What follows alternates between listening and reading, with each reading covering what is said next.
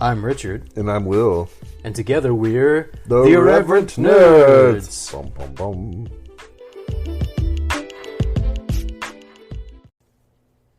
Hey nerds!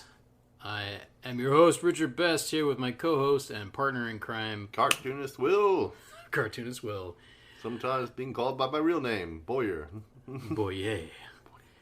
We are here in your living rooms, or your bathrooms, or your cars, or your workplaces, or wherever else you're listening. That little closet under the stairs. Yes, Harry, we see you.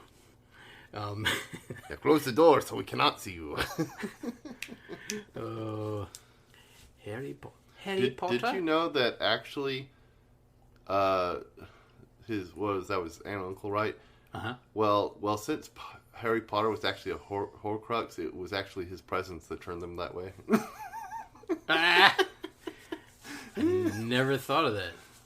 So maybe they weren't assholes before, but they became that. Well, that's why they were nicer people later after Harry left. The books. Oh my goodness. I've not heard this fan theory, but it makes sense.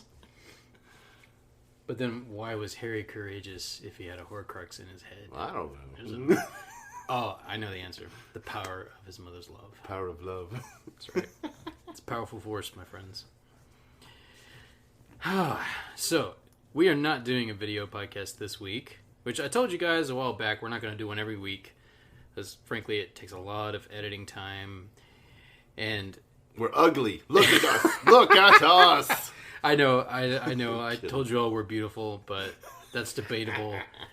You know, we're both fat middle-aged men. You know, I don't know that anybody wants to see that on a regular basis, except maybe our wives. They watch the comic book guy in Simpsons. This is true. All right, my friends. Here we are today. Heroes Con is coming. Are you going? I think we're going. No. We're talking about it. I think my comic book guy sounds a little bit too much like my Stewie. Like, hey, that's true. That is Stewie. Yeah, maybe that's where he stole it. Maybe he stole it from Simpsons. Well, but Stewie is different. He's his own man, or baby, as I say. Well, seeing as how there's like one or two people that voice almost every character in The Simpsons, we'll let it slide. This is true. Hank Azaria, if you're listening, I love your Mo. And I forget the other characters you do, but I know you do a lot. All right.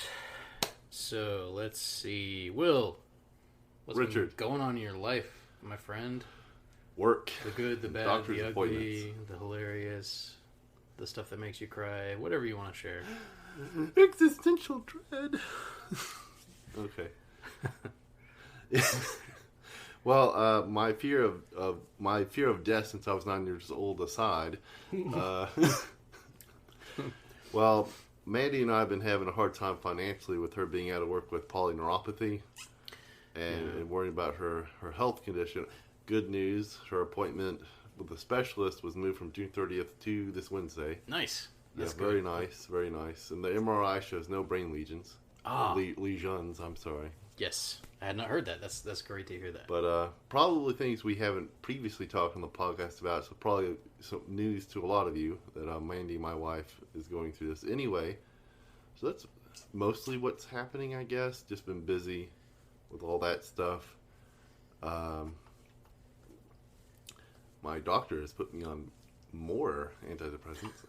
Well, that makes sense. This is a rough patch. Yeah, but I'm also on antidepressants, by the way. Hey guys, I like to joke about it. No, well, seriously though, plug for mental health. Like, I'm really glad that there's less stigma now than there was, even when we were kids, about mental health, because that's something I don't think our parents probably even had language for it. You know, they might have referred to a psychologist as a shrink. You don't need a therapist. You need more faith. Yeah, which... Well, I don't want to start anything, but you know. There was a lot of like even ignorance back then. Yeah, like even from a Christian perspective, like you can... We're getting uber serious again, but like you can make an argument. It's like, well, God gave us science, right? He gave us brains. Like, let's use it, right? I've argued that point. Yeah, whichever way you look at it, point. it's you know, it's amazing. You know, even though science still makes mistakes, you know, that's part of the deal. You know, it's progress, right? You know, Absolutely. and it takes, you know, effort, and it takes starts and stops and failures and learning from failures and all that good stuff. So, anyway, sorry I interrupted. Oh no, that's fine. Well, the serious stuff aside,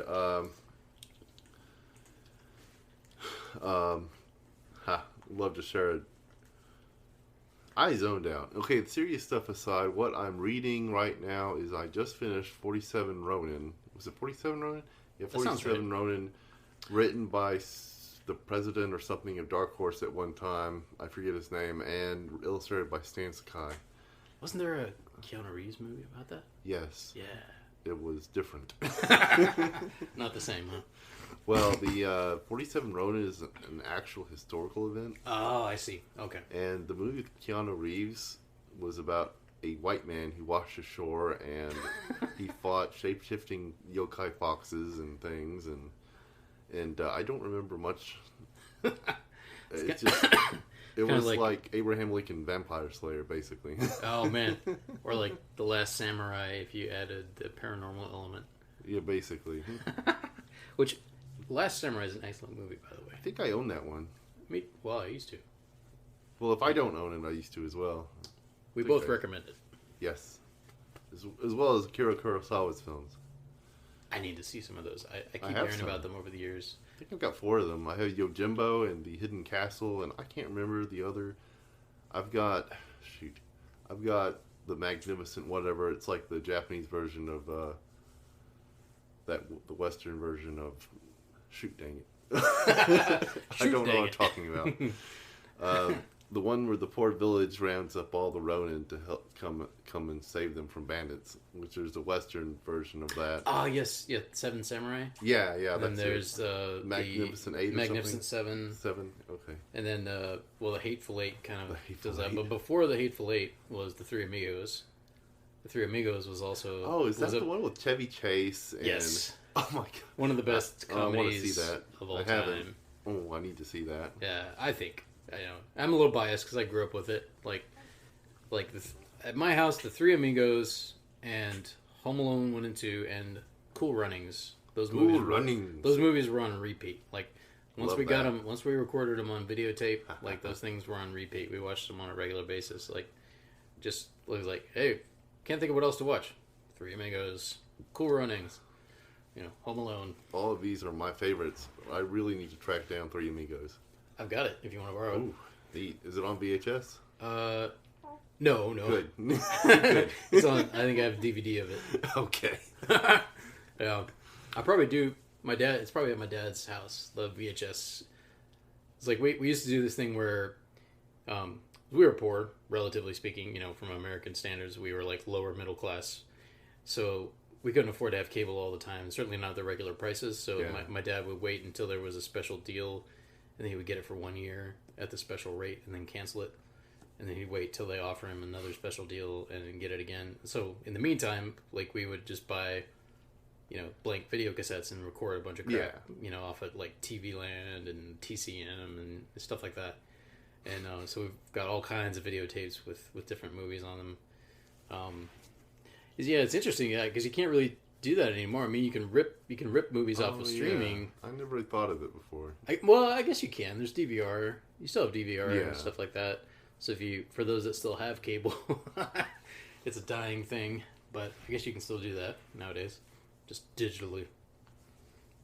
Yep. Anyway, by the way, guys, so this is just the intro. Like our main topic for today is actually going to be a rewatch review of Jurassic World: Fallen Kingdom. So because I can't afford tickets to the next one. Well, that's part of it. Like we're both a little. I mean, money's tight for me too, so we're both a little strapped for cash this week. So we're like, hey, we can still do something Jurassic World themed. So we're gonna rewatch Fallen Kingdom and kind of playfully poke fun at it.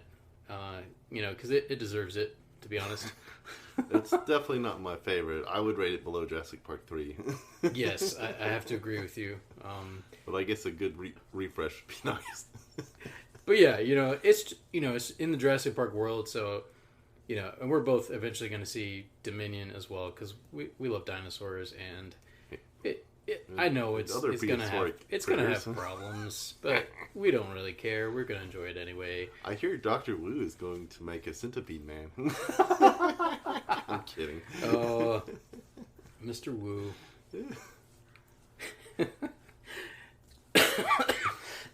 So anyway, let's see where we're at in our recording here. We're trying to keep this to 10 minutes. Oh crap! My computer went into sleep mode. Well, we're having fun, so... Hopefully it's still recording. I guess we'll find out. I hope so. Yep. Good. So, to wrap this up, what am I reading right now? Let me see. Sci-fi, fantasy, nerd-wise. Oh. Well, for those... Well... So hey, this is a plug for last week's episode because up to this point, no one's listened to it, including Will. What? I'm sorry. It's true. I don't even read my own comic books after I make them. Okay. It's okay. Yeah, I usually re-listen to our stuff because I'm listening. Like, do we edit it well? Does it sound good on this platform? Does it sound good on that platform? And maybe I'm a bit of a narcissist as well, so I just like hearing myself. But, is that what that means? I thought that's when you like pain. No, that's masochist. Oh, okay. I think. But anyway. So last week, a plug for last week, I started reading an audio in kind of an audiobook style, and I think I'm going to continue with this. For Sci-Fi Focus, it was H.G. Wells. Oh dang it. Sleeper Walking. A Sleeper Walking. He wrote more than one thing? He did. Yeah. Everybody knows about War of the Worlds, right? But he also wrote Time Machine, of course. Most people know about Time Machine. But yeah, this was like, I think it's called A Sleeper Walking. Time Machine? Yeah. Yeah. H.G. Wells, my man. Well, I have definitely read that. Yeah. So like... I think I own that book. How did I not know that? How did I not look at the author's name? It's a good question. Anyway, so I read like 10 minutes of that, and I tried to give it a good production level. I even had some sound effects to it. Just some background ocean waves and stuff like that, and creepy music. So hey, go, like, even if you don't want to listen to the rest of the episode, just forward to Japan Jaunt by Will. I think it's about an hour into the episode, roughly. And the last 20 minutes is Will's Japan Jaunt, which he talked about Bakineko and... Let's see what else. Like Nekomata and Maneki Neko, which I'm not 100% certain is actually a yokai, but I don't know. I threw Maneki Neko in there. Yeah, which he did a really good job with that. So you guys check that out. My only contribution was adding a little bit of background music to it, so it sounds cool. Yeah, some Japanese music, which I bought royalty free off of iTunes. Which I didn't know because I didn't listen to it. That's right. Didn't even listen to himself. I'm sorry. All I do is make sure the audio quality is good, then I ship it to Richard. There you go. So anyway, guys, yeah, go back and check out. And obviously, the main topic last week was we interviewed / just sat down and talked with, virtually, but Will's good friend Brian Wingrove. I say good friend. Will's acquaintance, friend. My good con acquaintance. Acquaintance. Someone he runs into frequently at comic book conventions, and who's a comic book creator himself, Brian Wingrove, the Mighty Mighties and Intermezzo. Yes. Yeah, Prolific's word. And assorted other productions. And that's, as is true for many independent comic book creators, Will included. That's not his main day job. But it's just I don't know what his main day job is. We didn't ask him. Yeah, we didn't. That's true. I should have asked. Oh, well. Anyway, but no, for him, it's like as much a passion project as anything, right? But if you make some money, obviously it's really nice. It's very nice. Especially in this economy. Yes, this is true. Your loss of cash is my gain. I'm sorry. But it's investment, Will. An investment in art. Yes. You have to value your own work. I've been waiting for another Great Depression, so comic books will be out of demand. I'm kidding. By the way, guys, as of this recording, we have officially made $1.17 in ad revenue. Where's my take? I'm kidding. You'll get. Let's see. I'll give you a fraction of a penny. Let's see. That would be 58 cents. 58 cents. You can. I don't know what you can get with that nowadays. Nothing. About an ounce of gas, maybe. I don't know. I don't even think I can get that much. No, we actually we have a little bit more than that in our coffers because we do have a monthly supporter, Lars DeSenza. Cool. And for any of you others out there, yes, thank you once again, Lars. Thank you. And worship your feet. Unless your hubby thinks that's weird, then we'll back off. But so yeah, I won't tell you what Lars is supporting us at because that's his business. But there are 3 different tiers. If you go, that's a woman, right? No. Man. Oh, I'm sorry. Lars. Have you never seen Lars and the Real Girl? No. I thought you said a female name. Lars DeSenza. Well, this is awkward. I don't know the origin. I'll have to ask him if Lars is that Swedish. Oh, Dutch? Lars? Lars. Oh, okay. Sounds like Western European, but I could be wrong. My name is very, very English and very white. Richard. White. It's about as white a name as you can get. My last name, too. Anyway, we're running up on our time here. We need to get into rewatching this movie, which we're not going to have time to watch the whole thing because we have jobs.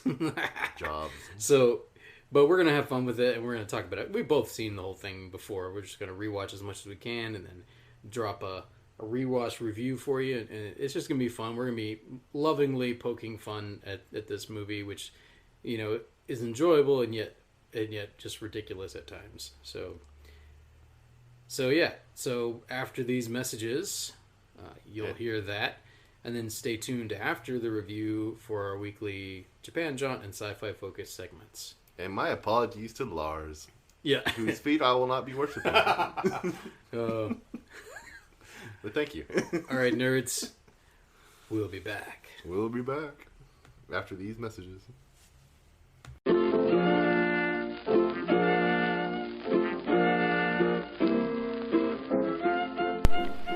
Smithers, who are these irreverent nerds? Well, sir, they're the hosts of this podcast. What's a podcast? Well, sir, it's kind of like a radio show. Ah, I see. Like The Shadow or CBS News. Yes, sir. I think we should buy it. I don't think it's for sale, sir. Poppycock, I just bought Twitter. I can buy this podcast. Alright, sir. I'll talk to them and see what they say. Excellent.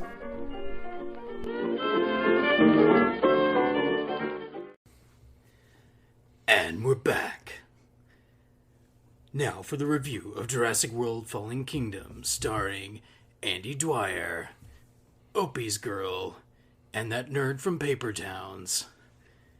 It's Jurassic World Fallen Kingdom.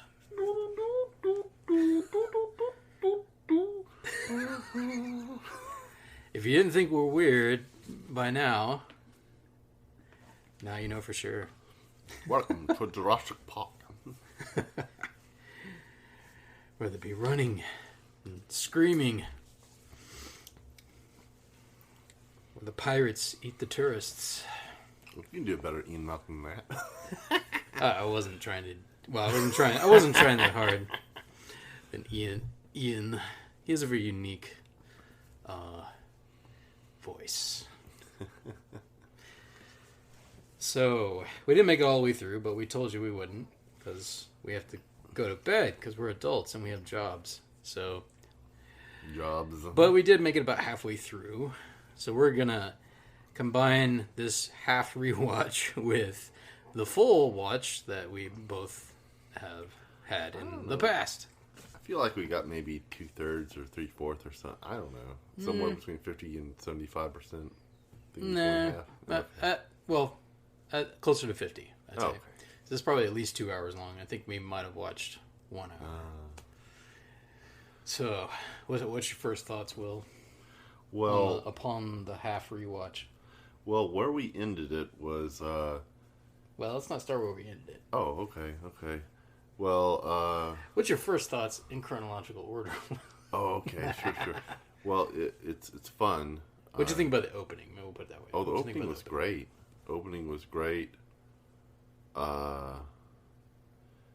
People are dumb coming to Island Nublar and thinking they're not going to see dinosaurs that are going to try to kill and eat them. And just shouting and screaming and just attracting attention. Maybe that whole dietary thing from the first film doesn't exist anymore. I don't know. Dietary thing? Where they made the dinosaurs in the first film supposedly. Oh yeah. They had to have a certain thing in their diet, or they'd all would die. But of course, evolution decided. True. That as so Ian they Malcolm survived anyway. But Ian Malcolm so eloquently put it, life finds a way. Yeah, but Anyway, yeah, I loved it. I loved the opening. What are your thoughts? I liked it as well, actually. It evoked, obviously not the same amount of terror, because they're rehashing old beats in a sense, but it was still enjoyable. It definitely evoked the opening to the original Jurassic Park, which I'm assuming is what they were trying to do, build a little suspense, tension, then people get eaten, it's like, but it did get a little dumb there at the end, mostly because the guy who got eaten was really dumb. Yes. But then, exactly, like with Jurassic Park, it was just a normal guy doing his job, trying to put the raptor in his cage, and he just got pulled in. Whereas this, was a guy working for nefarious, what we find out later anyway, or nefarious people, trying to clone dinosaurs again. Again, cloning the clones. How shallow does the gene pool go?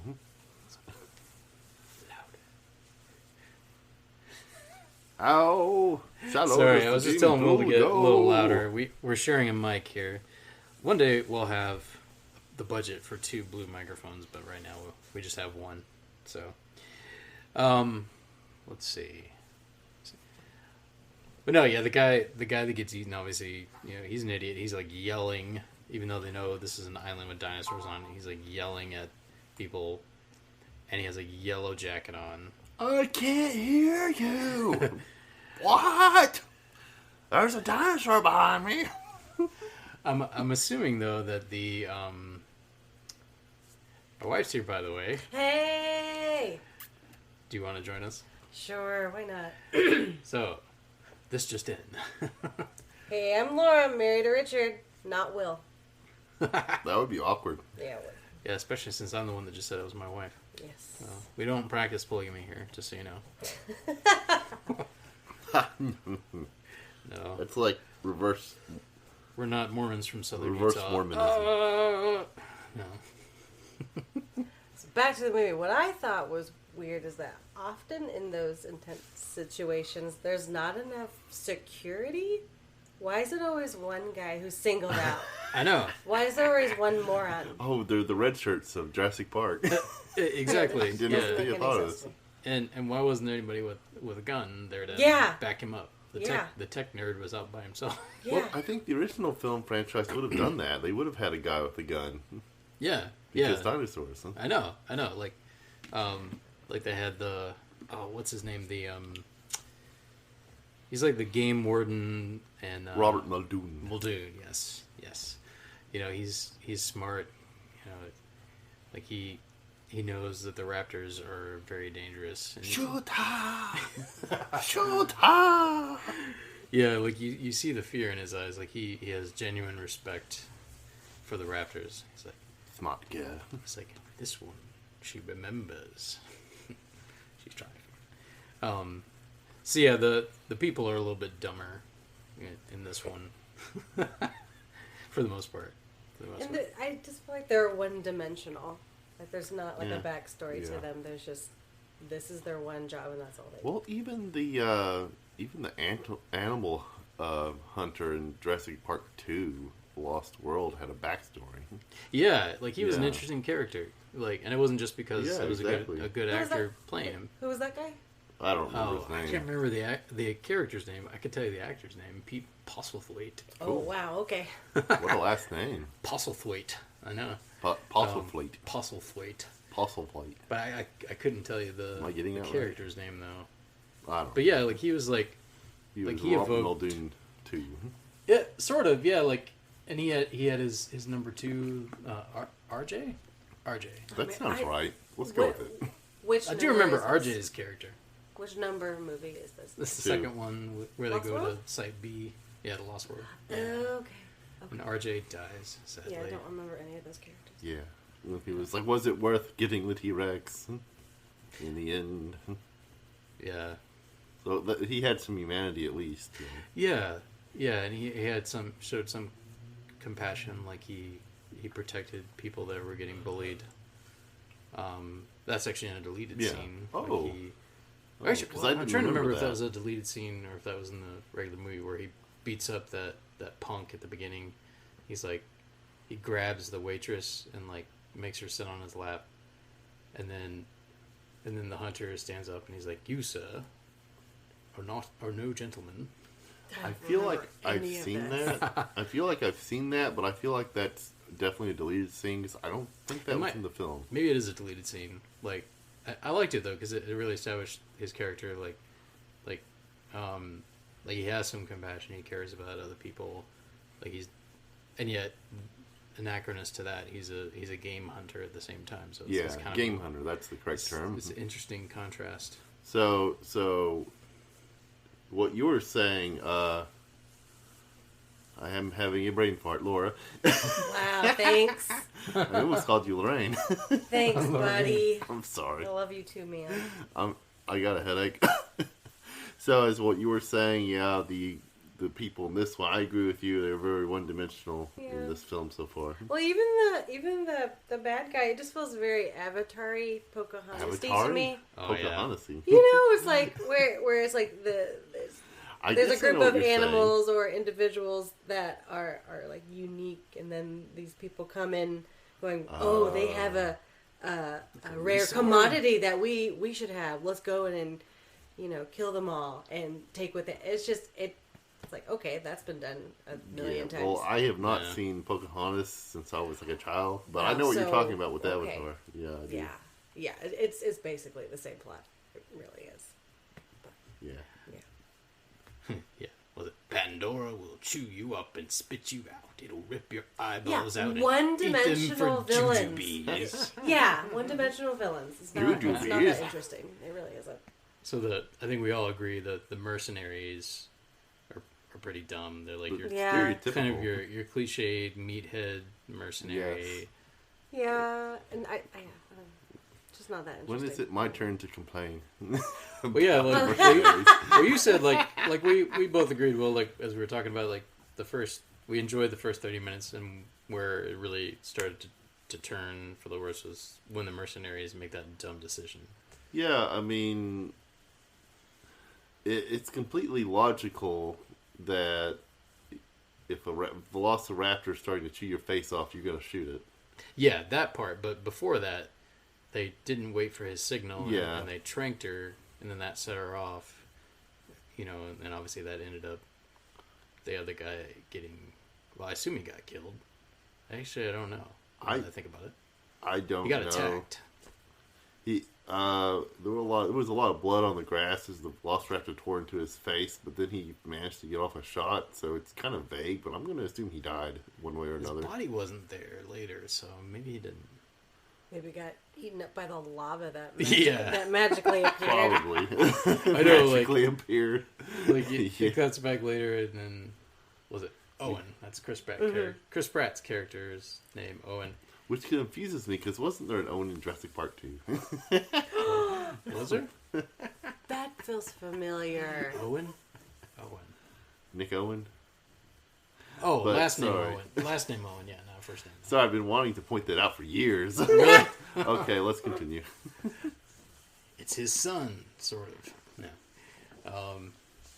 I guess timeline-wise, it Well, I don't think they're related. It could be, but his first name's Owen. The guy's last name. Right. So, yeah.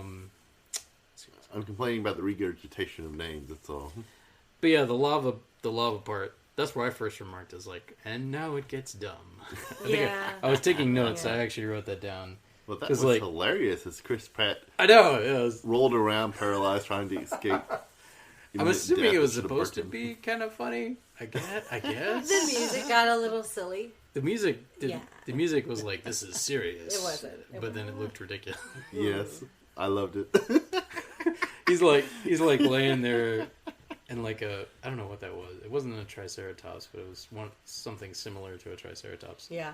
Wakes him up, like licks him, and then stomps. Gives him a little good morning kiss. Yeah. So then he's like, because he's been tranked with this like very powerful tranquilizer, but somehow magically starts to wake up. I guess his adrenaline woke him up because he saw the lava coming, and it's like literally like inches from his face, his feet, and his face, and he somehow doesn't get burnt. No, not at all. Hey, so I want to ask: do you think that tongue was animatronic or CGI? Oh, that's a good question. It was CGI. It looked maybe the CGI, slide was CGI.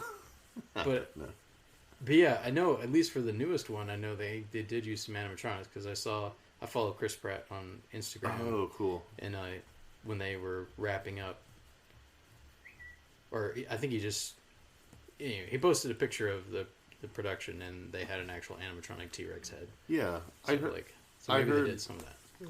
I heard too that there was some animatronics in the Dominion. So do you? Gosh, babe. Now I'm scared. What are you gonna do? What are you gonna say? So no. I think your first comment about the movie was like that Chris Pratt's character. It's like he's not that handsome. I just don't think he's that attractive. Chris Pratt is so attractive, even men want him. I said that earlier. It was funny earlier. No, it's funny. No, I don't get it. I think he's slightly charming, but I think his character in Parks and Rec is way more charming. Yeah. Which I have to watch that sometime. It's so funny. It is lovely. He's the lovable idiot. So yes. Mm-hmm. And he's slightly chubby. Personality. And then you see him in Guardians of the Galaxy, and all of a sudden Chris Pratt has abs. I feel like Chris Pratt, or what's his name? Quill? Peter Quill? Peter Quill. Yeah. Peter Quill is like it's like if Andy Dwyer and Owen had a baby. That's Peter Quill. I feel like that's a happy medium. That works. Yes. Mm-hmm. Yeah. But yeah, I like Peter Quill. I like Chris Pratt as Peter Quill. That was my introduction to Chris Pratt, by the way.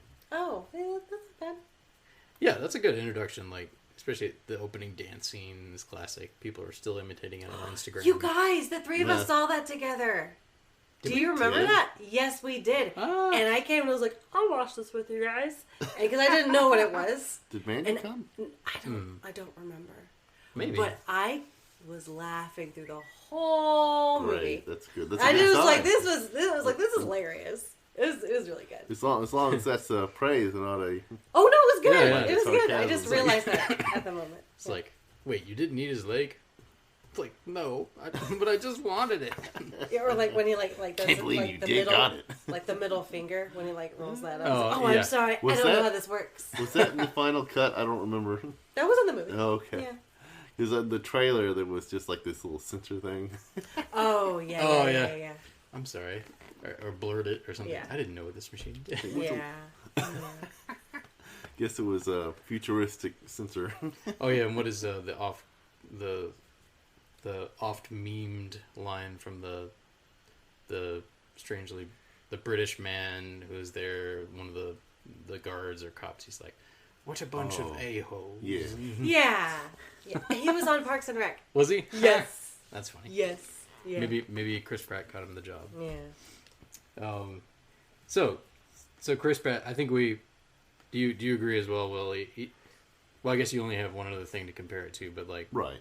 Would you agree you like Guardians of the Galaxy Chris Pratt better than Jurassic World Chris Pratt? Well, if because of memory reasons, if we're only comparing it to Fallen Kingdom, I would say yes. So my, I like Chris Pratt, but that comes off of what I've seen him do in the Guardians of the Galaxy series. So yeah, if this is my only thing, I think I would still like the actor, but not as much. I mean, because I agree, I haven't seen Andy, but I agree. If you like Guardians, you'd like you'd like Parks and Rec. Yeah, so I agree that Chris Pratt in Guardians was very likable. Yeah, and it's like, and I've seen him in a couple of other action movies where he's trying to be the serious action hero, and it I like him, but it doesn't quite work. Like he doesn't quite pull it off. Because he's not that attractive. Well, that's what it is. Like he's a decent actor, but yeah, just whatever it is about him, like he doesn't quite pull off the action hero. I don't know what it is. Just not enough charisma when he's trying to be like really serious. Like, you brought Will Smith into this. Oh, don't you bring me into that? Wow. Okay, that's cool. Be that way. That's fine. I was just gonna don't say anything about Will Smith's wife. Oh. Get your wife's name out of your. Get my wife's name out of your mouth. So get Will Smith's wife's name. Oh my goodness. Okay, so I was just going to say that in comparison, personally, I've seen Will Smith try to play a serious character that is no nonsense, no humor, and it is not good. It is. Oh, really? Wait. Which movie was it? Because I might agree with you. Really? I think he's good at drama, what was that film where he co-starred with his son and he was... He was hurt in the spaceship and the son was on an alien planet? That's just a bad movie. Okay. It wasn't a bad movie. Just them as a duo just doesn't work. I grew up watching Will Smith in Fresh Prince of Bel-Air, and my favorite Will Smith is when he's funny, okay? I'm not saying he can't do action. It's just that but he's not funny. He's not. It's off. He was fun. He was even funny in that movie with the vampires. What was that? I Am Legend. Yeah. Oh, if it's zombies. Well, that's what I was going to say, because that's actually a very serious dramatic role, and you and I both saw it in the theater, actually. Oh, I forgot, but he played a much better character than. Yes, it was. That's what I say. It's a better movie. No. Better writing, better directing. Shyamalan. I love Shyamalan, but is that how you say his name? I think Shyamalan. He makes some clunkers. Shyamalan. Like After Earth is a clunker. Oh, really? This is so sad. The Last Airbender is a clunker. That's exactly what I think about. Will Smith. That's the best part about this podcast. All right, this is true. But I purposely tried to derail us. Let's see. Speaking of this, I called dumb long before the lava in Fallen Kingdom. Say again?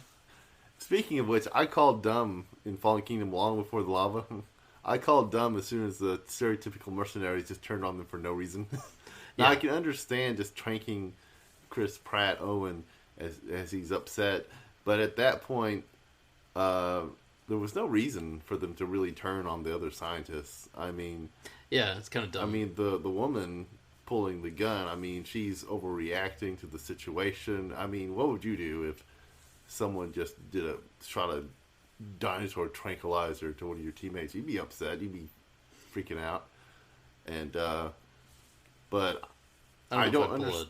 I don't understand necessarily, but I don't know if I don't know. Well, I mean, maybe we wouldn't pull a gun, but I'm just saying, it just doesn't make sense for me personally that the mercenaries were then trying to just kill them and leave them on the island.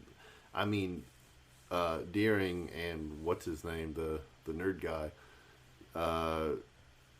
as far as I know, they didn't even know that this even happened. They were just in the computer room. Did they get locked in there? I can't remember. By the mercenaries? Yeah, see, I feel like the whole thing was poorly planned. Like, it's like, because they tell you, like, the mercenaries had been there on the island for a while, and apparently the only reason they brought in, dang it, I can't remember. The heroes? I can't remember. Protagonists. The main female protagonist. I cannot remember. Deering. I don't remember her first name. Yeah, I can't call her Deering. Deering. Bryce Dallas Howard's character. Opie's child. No. Thank you. I would not have known that if you hadn't repeated it several times. Yes. So, it seems like the only reason they brought her and Owen in was just to get Blue. Yeah. Like, they needed her handprint to get access to the tracking, and they needed him to help them get Blue. But I'm like, why didn't they ask them, like, a month before that? I don't know how long they'd been there, but it's like last minute, right before the volcano's erupting, they bring them in. It's just like... Movie, drama, magic. I know. I know why they did it for the movie, but I'm like, if they had thought through it more, it's like, that's like a... exactly. Like you said, it adds to the characters being kind of dumb and somewhat two-dimensional. So it's like... I think it would have made it more sense if... What's the young man's name? Or young villain? What's his name? The young villain? Oh, yeah, the only villain. Okay, the young man who's an only villain. The main accountant. Honestly, I don't even care much about his character, so I don't remember. True. No one cares about him. We should do our research a little better, shouldn't we? I think, like... I'm going to look it up. No, I feel like all the characters could have, like, even, like, a hint of a backstory to make them all more interesting. To make us actually invested in any of them. Yeah. And basically all we get with him is, I was young and idealistic once. Yeah. Best line from his character in the whole movie. Probably, I'm kidding. I will say though, he kind of was that. We've seen him in another movie. What If? He plays the boyfriend. Marvel. Oh my goodness! No. I think we're just getting ideas on what movies to watch next because that was good. That was hilarious romantic comedy. Yeah. Like, and he was kind of that preppy, annoying attitude in that too. Like, just like you want to slap him, and you assume he went to an Ivy League college because his parents are rich. So but he's also an asshole on top of it. So it's like Eli Mills. That's the name of the character. I have a question. Who's the old guy who's died with the oxygen tank? And how does he know the other old guy who isn't there anymore? They worked together in the past. Okay. Yeah, until he cloned his daughter. Benjamin Lockwood supposedly was a... And I wonder if you were to go back to the first one, because they did that obviously with Wu, although they literally brought the actor back, but like, I wonder if you were to go back, if you were like just run into this one character whose name was Ben, you're like, it's him! But supposedly he worked with dang it, my brain is not working. Well, I'm pretty sure that Benjamin is completely retconned. But oh yeah, no, I'm sure. Yeah, I'm sure. But I think it would have made more sense if this Mills guy had, at some point in the film, actually told them, hey, once they help you out, kill them all because they know too much, or they're going to try to follow up on the sanctuary or something. And obviously, I know that we needed the whole slow reveal that he's the villain by Macy spying on him, but it would have made more sense for me personally, because I don't understand why the mercenaries turned on him. I just that's my one complaint. Yeah, and no, it's and then like I know the guy was old, but like to have not caught any of what happened underneath his house in the basement for like 5 years. Oh wait, he didn't know? He didn't know anything was going on. The dude was clueless. Oh my completely. Goodness. There's a big door for trucks to go in. I know. He had just not gone down there for any reason whatsoever.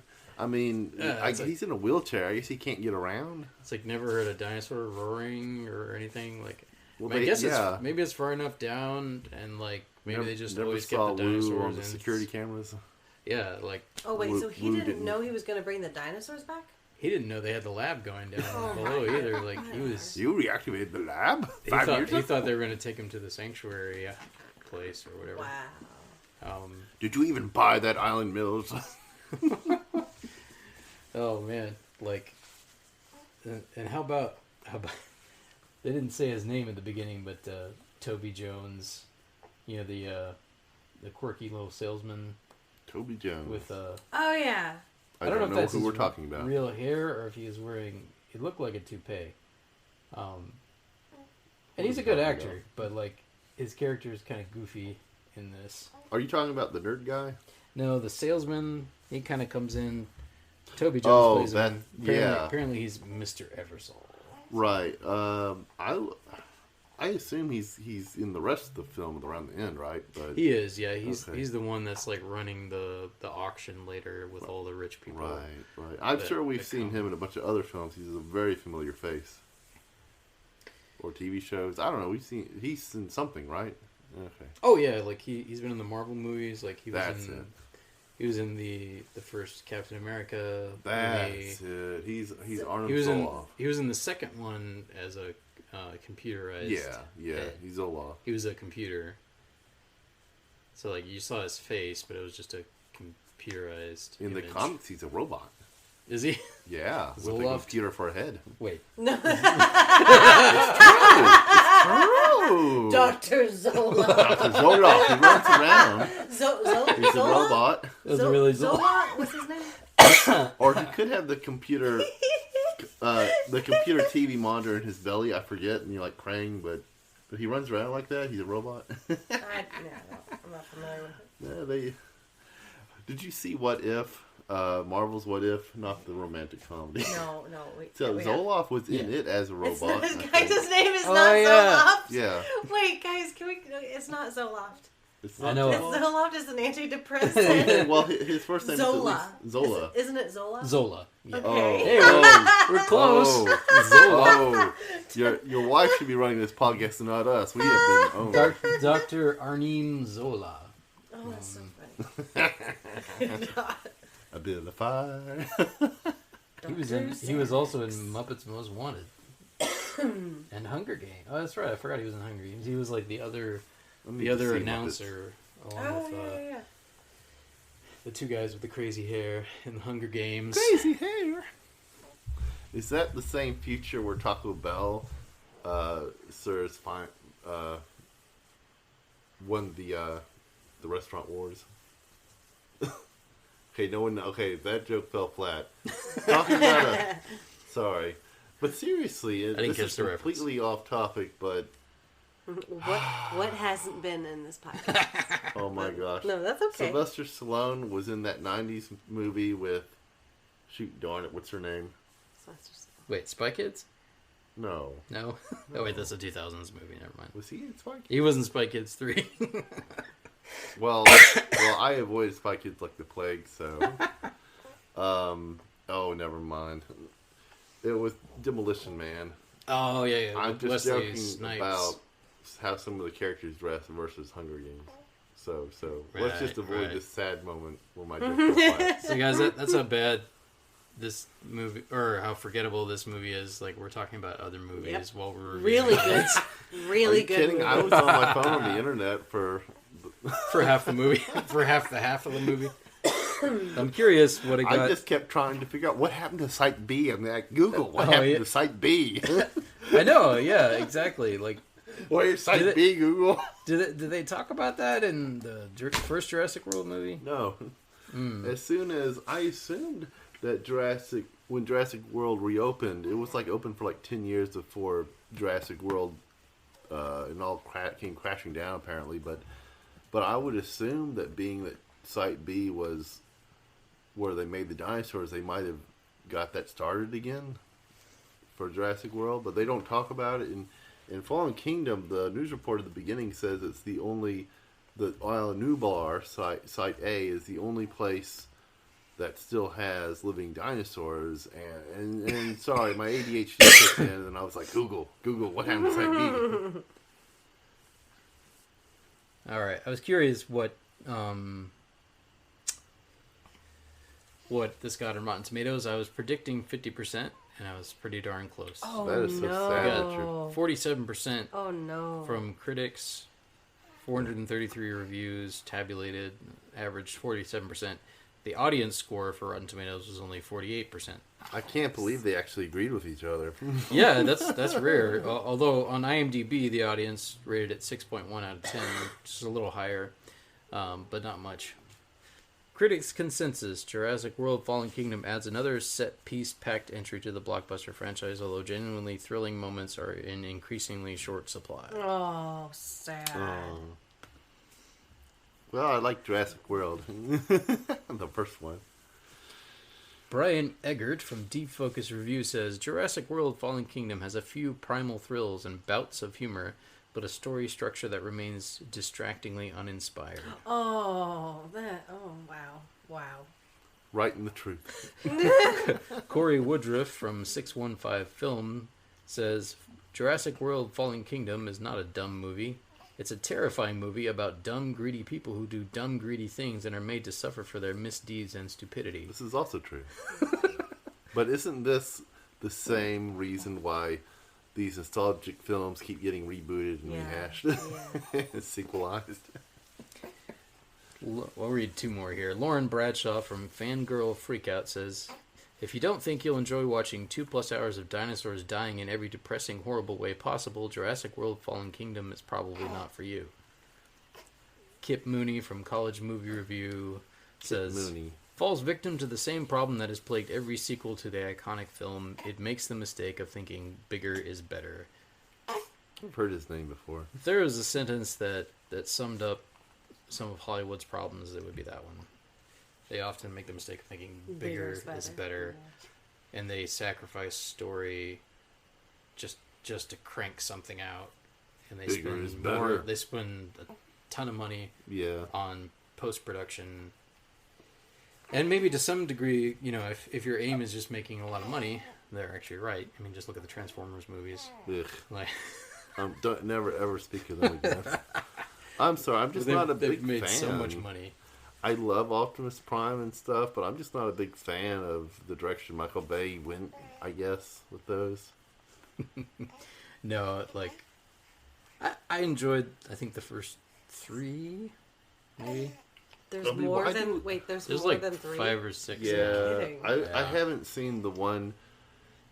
There's a couple I haven't seen. I think I haven't seen the Bumblebee one, which is probably fun. Yeah, that might actually be decent. I didn't see the one where Optimus Prime has a sword, loses his memory, tries to kill everybody, apparently. Oh, yeah. No, I don't think I've seen that one either. I don't know. Last Night or Cybertron. I don't know what it's called. Maybe I have. All right, guys. We should probably wrap this thing up because Will's got to get up early. No, forever. We're having forever. 5 hours. So, since we only watched the first half, let's just say final thoughts, Laura. Oh gosh.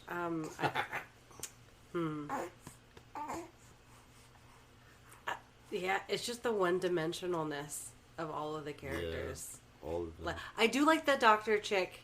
And she's cool. The intern boy, man. Intern boy, man. The tattooed feminist. That's a new superhero. Yes, but she actually she's pretty cool. She had I don't know. Paleo veterinarian. She's very interesting. Mm-hmm. And I don't know. She has lots of spunk. And she's kind of scary and intimidating. And I don't know. I feel like she could be an extra side character. Like there could be more to her story. I think they bring her back in Dominion. But I hope so. Well, that'd be good. I think I heard that. Actually pretty cool. I liked her character too. Yeah, exactly. And she had 8 lines, and she's very interesting. I feel like it's not that hard to write. Honestly, she's more interesting than Bryce Dallas Howard's character. Yeah. So those are my feelings from what I've seen so far. So the most the most 2-dimensional or whatever word I'm looking for character in this I think was Blue. Because of the videos. More interesting or less interesting? You mean 3-dimensional? Yeah, 3-dimensional. Blue had the most backstory. Oh, this raptor is empathetic. Yeah. Empathic. Exactly. I don't know. Empathetic. Yeah, empathetic. She displayed empathy. Curious. It's not empathic. That would be psychic abilities. I don't know. And she can float on her own. It's just so cool. And it looks like she's going to be, which obviously, guys, we haven't seen the new one yet. No, but it looks like she's going to be a main, or she's going to be an important part of. She's going to be a main character, 3-dimensional character. It does look like she's Well, I think I saw in the trailer like she has a kid. She has a kid. Mommy Blue. She's a mother now. Asexual reproduction. What'd you say? Asexual reproduction. Well, didn't you know that in the wild, some amphibians, some frog species have been known to spontaneously change sex? That was the first film. I know. So the dinosaurs. Well, actually, the trailer reveals there are more raptors, so we've been busy apparently. So who knows? Who knows who the daddy is? Maybe it's Chris Pratt. Oh, okay. Wow. Well, they do introduce cloning in this movie. So we just watched. Yeah. Some shepherds get really bored. I'm just really uncomfortable. I'm so uncomfortable. I'm so happy. Oh, man. Okay, so should I go on to my thoughts? Oh, I thought you already gave them, but yeah, okay. please do. I just wanted to say, I'll share one positive thing. The dinosaurs, well, a couple positive things. The dinosaurs still look cool. Yes. Even though the movie certain plot points don't make any sense to me, if I just ignore it, it's a good popcorn film. It's a lot of action. It's not the worst movie I've ever seen. Oh no, it's not. I think I've only seen this film twice until tonight. No, two and a half times. And every time I saw it, I do admit that it seemed forgettable. And I don't really know where I rate it, but I think I rate it below Jurassic Park 3. Yeah, I think we both. Although that certainly has its problems. Yeah, Alan. Oh, that one's just fun to watch. Yeah, that's just lots of fun. Yeah, but I have lost my train of thought.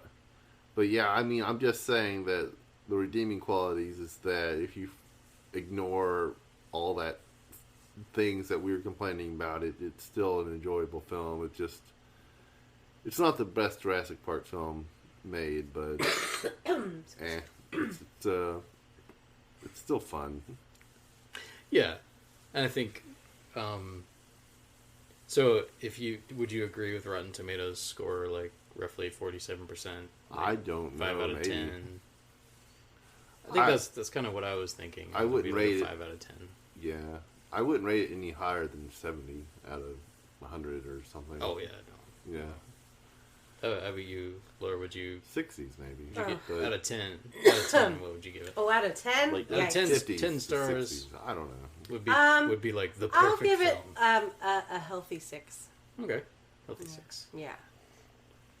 Yeah. Because I was just remembering while you guys were talking that the last time I watched this, I got 15 minutes into the movie, and I was like, I am bored out of my mind. This is so best. Slow. But a healthy 6. Like I'll watch it if I have to, but. But all the scenes that take place on the island are the best parts of the movie. They didn't get there fast enough. I was like, man, they're just in this old guy's house looking at. It did take a while, didn't it? The little dinosaur looking at stuff. Looking up stuff. You're right. It was so forgetful that my mind glossed over it. Even tonight, I was on my phone instead, and I was like, "Oh, we're on Isla Nublar now." Already? What? Yeah. Isla Nublar. Isla Nublar. No. So you're right. My brain, it erased that memory of because it's just everything before the island. Yeah. I kid. Yeah, I think I think I would probably give it a 5 out of 10, which is what I was expecting to give it before. I was willing to give it another chance, but then the lava happened, and I was like, well, and then you mentioned the mercenary thing, and I'm like, yeah, you're right, they're dumb characters. Avatar. Yeah. Which I loved Avatar for other reasons, but I did not love. It was pretty. I did not love the villains. I will say they were very dumb. Wasn't Sigourney Weaver in that? She was. Yeah. I like Sigourney Weaver. Yeah. She's cool, Will, no matter what you think. Oh, I love Ghostbusters, thank you much. Oh, I actually and Aliens. haven't seen that. I'm sorry. Oh. I know. What about, have you seen Alien? I've seen Prometheus. Slap your tongue. Yeah. Yeah. Well, I saw the... you haven't seen the original Alien. I saw Predator with Arnold Schwarzenegger. That's not the same. Yeah, I've seen Alien. Okay, I was going to say. You've seen the original. I've seen Alien Resurrection, I think. Oh, I'm sorry. Okay, my point is Sigourney Weaver kicks butt. That's all I'm saying. She does, yeah. Even in terrible movies. Yes. And one of the saddest things about Ghostbusters 3 not happening in the 90s is because it would have been really awesome if Sigourney Weaver had just decided that she was going to stop being the damsel in distress and suit up. But I have purposely distracted the conversation because I'm having so much fun. I don't want this podcast to end.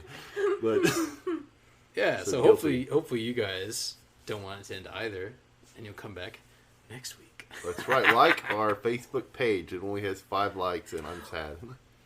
That's right. That's so sad. Sorry, I love you. Yeah, we haven't gotten too much traction with the Facebook fan page yet. So check us out on there if you're a Facebook person. It's called the Irreverent Nerds, and we're also on Instagram at Irreverent_Nerds plural. We're on YouTube. We don't have a whole lot of content on there at this point, but you can still check us out there. It's just Irreverent Nerd, and of course. We are at anchor.fm/Irreverent Nerd. That's the show page. You can see like most of the places where the podcast can be found, whether it be Apple Podcasts, Google Podcasts, Spotify, Amazon Music, etc. You can also send us a audio message there if you'd like to be included in a future episode. Feel free to do that. Check us out there. And if you'd like to support us, you can do it. There's 3 different options, and it's through Stripe. So you can do it for 99 cents a month, $4.99 a month, or $9.99 a month. If you do it for $9.99 a month, I think we'll send you like virtual kisses, or we'll come to your house and give you a hug. I promise I will not kiss your feet, though. Yeah. He's not going to worship your feet. Oh, sorry, it was a joke from earlier. Okay. It's like, this is uncomfortable. Laura is so this is uncomfortable. confused. No, it's okay. I'm okay. But yeah, thank you guys for joining us. And let's see. What are we going to talk about next week? We might talk about the new film next week if we get a chance to see it. But if not, we'll think of something cool and amazing to talk about.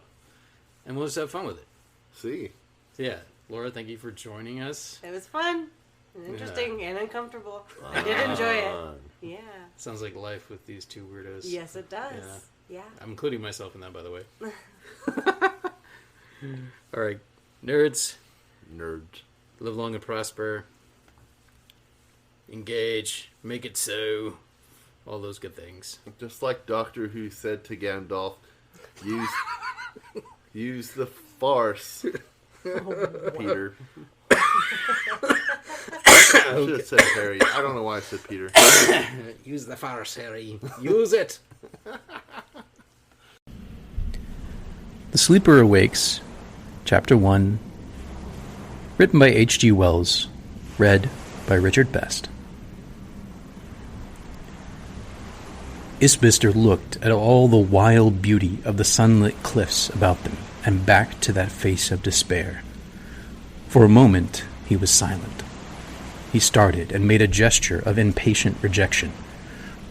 "You get a night's sleep," he said. "And you won't see much misery out here. Take my word for it." He was quite sure now that this was a providential encounter. Only half an hour ago he had been feeling horribly bored. Here was employment, the bare thought of which was self-righteous applause. He took possession forthwith. The first need of this exhausted being was companionship. He flung himself down on the steeply sloping turf beside the motionless seated figure and threw out a skirmishing line of gossip. His hearer lapsed into apathy. He stared dismally seaward and spoke only in answer to Isbister's direct questions, and not to all of those. But he made no objection to this benevolent intrusion upon his despair. He seemed even grateful, and when presently Isbister, feeling that his unsupported talk was losing vigor, suggested that they should reascend the steep and return towards Boscastle, alleging the view into Blackapit, he submitted quietly. Halfway up, he began talking to himself, and abruptly turned a ghastly face on his helper. "What can be happening?" he asked with a gaunt, illustrative hand. "What can be happening? Spin, spin, spin, spin. It goes round and round and round, forevermore." He stood with his hand circling. "It's all right, old chap," said his Isbister with the air of an old friend. "Don't worry yourself. Trust to me." The man dropped his hand and turned again. They went over the brow and to the headland beyond Penally, with the sleepless man gesticulating ever and again and speaking fragmentary things concerning his whirling brain. At the headland they stood by the seat that looks into the dark mysteries of Blackapit, and then he sat down. Isbister had resumed his talk whenever the path had widened sufficiently for them to walk abreast. He was enlarging upon the complex difficulty of making Boscastle Harbor in bad weather, when suddenly and quite irrelevantly his companion interrupted him again. "My head is not like what it was," he said, gesticulating for want of expressive phrases. "It's not like what it was. There is a sort of oppression, a weight. No, not drowsiness. Would God that it were. It is like a shadow, a deep shadow, falling suddenly and swiftly across something busy, spin, spin into the darkness. The tumult of thought, the confusion, the eddy and eddy, I can't express it. I can hardly keep my mind on it, steadily enough to tell you." He stopped feebly. "Don't trouble, old chap," said Isbister. "I think I can understand. At any rate, it doesn't matter very much just at present about telling me, you know." The sleepless man thrust his knuckles into his eyes and rubbed them. Isbister talked for a while this rubbing continued, and then he had a fresh idea. "Come down to my room," he said, "and try a pipe. I can show you some sketches of this Blackapit, if you'd care." The other rose obediently and followed him down the steep. Several times Isbister heard him stumble as they came down, and his movements were slow and hesitating. "Come in with me," said Isbister, "and try some cigarettes and the blessed gift of alcohol. If you take alcohol?" The stranger hesitated at the garden gate. He seemed no longer aware of his actions. "I don't drink," he said slowly, coming up the garden path, and after a moment's interval he repeated absently, "No, I don't drink. It goes round. Spin, it goes, spin." He stumbled at the doorstep and entered the room with the bearing of one who sees nothing. Then he sat down heavily in the easy chair, seemed almost to fall into it. He leant forward with his brows on his hands and became motionless. Presently he made a faint sound in his throat. Isbister moved about the room with the nervousness of an inexperienced host, making little remarks that scarcely required answering. He crossed the room to his portfolio, placed it on the table, and noticed the mantel clock. "I don't know if you'd care to have supper with me," he said with an unlighted cigarette in his hand, his mind troubled with ideas of a furtive administration of chloral. "Only cold mutton, you know, but passing sweet. Welsh, and a tart, I believe," he repeated, this after a momentary silence. The seated man made no answer. Isbister stopped, match in hand, regarding him. The stillness lengthened. The match went out. The cigarette was put down, unlit. The man was certainly very still. Isbister took up the portfolio, opened it, put it down, hesitated, seemed about to speak. "Perhaps," he whispered doubtfully. Presently he glanced at the door and back to the figure. Then he stole on tiptoe out of the room, glancing at his companion after each elaborate pace. He closed the door noiselessly.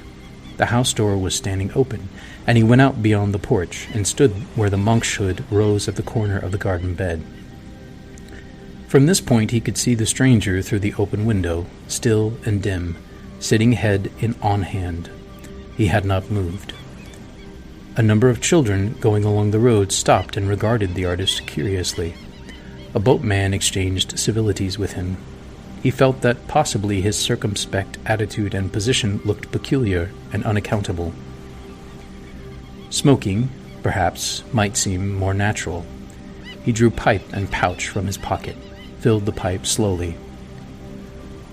"I wonder," he said, with a scarcely perceptible loss of complacency.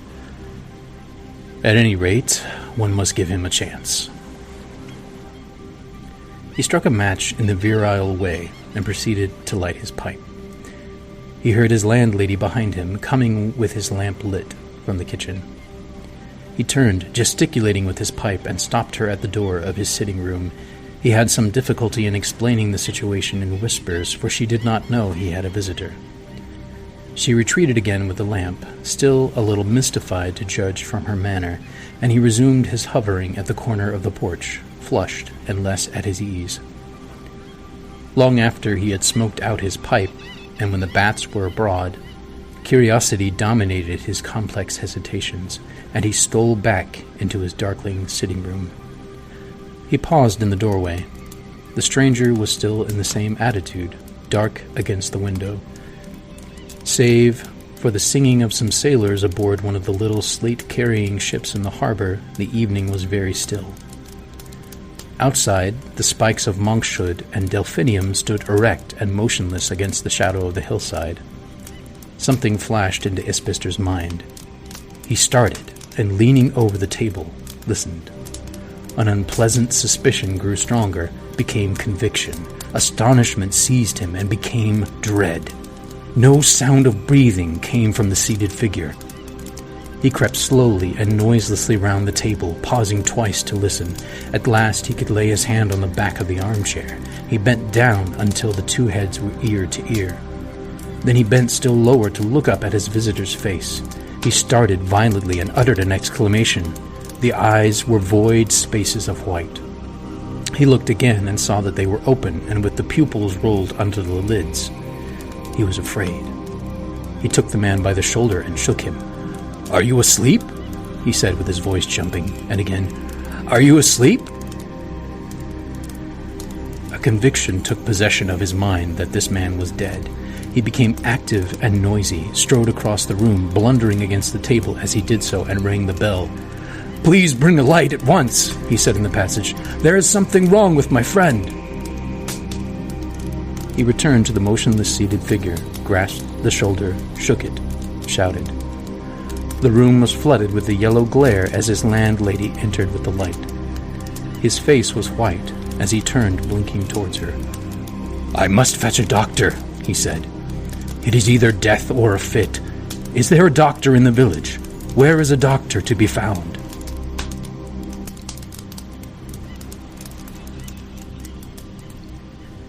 Thank you for joining me for this week's Sci-Fi Focus.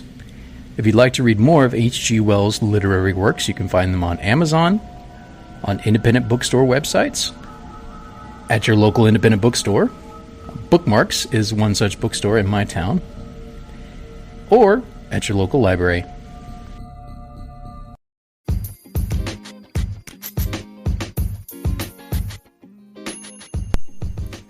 My nerds, thank you so much for joining Will and I for this week's episode of the Irreverent Nerds podcast. Our Instagram handle has changed just a tad. We are at irreverent_nerds, plural. That's at irreverent_nerds. Facebook fan page is the same. It's called The Irreverent Nerds. So check us out on either of those platforms. We're also on YouTube, just simply called Irreverent Nerd. And if you'd like to leave us a voice message to be included in a future episode, go to anchor.fm/irreverent nerd, and there'll be a button there you can press and record a message for us. And as I said, we'll include it in a future episode. Also, on that same page, you can choose to sponsor us if you'd like. For either 99 cents a month, $4.99 a month, or even $9.99 a month. If you do that, you'll be a saint. Anyway, check us out. And as always, I hope you have a wonderful week, and you'll be hearing from us next time.